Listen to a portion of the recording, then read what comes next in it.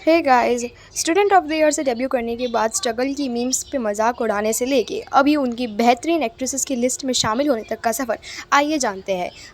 Welcome to my channel Gossip Talkies. तो अभी अनन्या पांडे की रिसेंटली न्यू मूवी आई थी, तू मेरी मैं तेरा तू मेरी। सॉरी, ये रिसेंटली नहीं, उससे पिछली मूवी थी, क्योंकि अनन्या मैम को तो फिल्मों पे फिल्में मिलती ही रहती है। अगर आप कह रहे हो कि मैं उससे इतना रूड क्यों हो रही हूँ, तो आइए जानते हैं अनन्या पांडे के रूड बिहेवियर के बारे में। तो उस सॉन्ग में क्या होता है कि एक लड़की होती है जो अनन्या पांडे को ज़्यादा ओवरशैडो कर रही थी। तो अनन्या पांडे ने 2-3 दिन बाद ही उस टीज़र से उस लड़की को कटवा दिया, ताकि वो अनन्या पांडे से ज़्यादा सुंदर नहीं लग सके और हीरोइन मटेरियल ना लग सके। मतलब उस लड़की को कितना बुरा लगा होगा, वो कितनी स्ट्रगल्स करके आई है, वो भी साइड एक्ट्रेस के रोल में सेलेक्ट हुई और बाद में अपने टीज़र से एक लुक कट होना एक बहुत ही बड़ी और बुरी बात है। और यही सिर्फ बातें नहीं है, एक एडवर्टाइजमेंट कास्टिंग डायरेक्टर ने ये भी अनन्या का खुलासा किया है कि जो अनन्या पांडे है, उनकी एक एडवर्टाइजमेंट कभी भी आती है, कोई हीरोइन जो बड़ी एक्ट्रेसेस होती है उनकी कोई भी नेपो किड मोस्टली उनकी एडवर्टाइजमेंट में उनकी साइड एक्ट्रेस जो होती है वो उनसे ज़्यादा सुंदर नहीं होनी चाहिए, वो कोई बदसूरत होनी चाहिए, लाइक ताकि तभी अनन्या उनके सामने ओवरशैडो कर सके। ये उन्होंने इस बात का खुलासा भी किया है। और रेडिट की गलियों में टी की खुशबू आने लग गई है।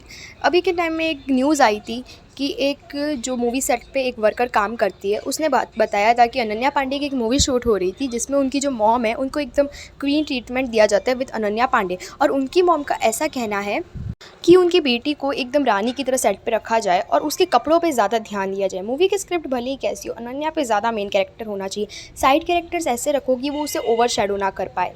अनन्या पांडे बहुत ज़्यादा मीन बिहेव करती है सेट्स के ऊपर। सो बेसिकली जो प्रोड्यूसर होते हैं वो एक्चुअली करण जौहर है, जो उनकी पेरेंट्स की और अनन्या पांडे की रिलेटिव है। सो इसी रीज़न से क्या होता है कि उनके कनेक्शन स्ट्रॉन्ग बन रहे हैं, तो वो अवार्ड्स भी स्नैच कर सकती है और साथ साथ अपने सीन्स भी बढ़वा सकती है। Just Alia Bhatt things bro. और उनका पूरा ग्रुप ही ऐसा है, शनाया कपूर, अनन्या पांडे, सबका बिहेवियर बहुत ज़्यादा बुली है। And student of the year 2 के बाद कुछ ऐसी न्यूज़ आई थी जैसे तारा सुतारिया और अनन्या पांडे सबके सामने अच्छे बन रहे थे, और तारा सुतारिया का बस यही काम था कि अनन्या पांडे की हर जगह तारीफ़ करो, wow how were she was a talented beautiful etcetera etcetera. तो मूवी के सेट्स पे ऐसा पता जाता कि भावना पांडे आती थी एंड तारा सुतारिया को मतलब बुली किया करती थी अनन्या पांडे के साथ मिलकर। वी ऑल नो कुछ पेरेंट्स होते हैं जो अपने बच्चों के साथ मिलकर दूसरों के बच्चों को बुली करते हैं। And we all Tara Sutaria was also beautiful as well as she was diva, but वो करियर क्यों नहीं मिल पाया? बिकॉज करण जौहर ने उतनी फिल्में नहीं दी जितनी अनन्या पांडे को दी गई है। और अभी तारा सुतारिया की टॉक्सिक आ रही है जिसमें वो बाकी फीमेल लीड से ज़्यादा ओवर शेडो कर रही है।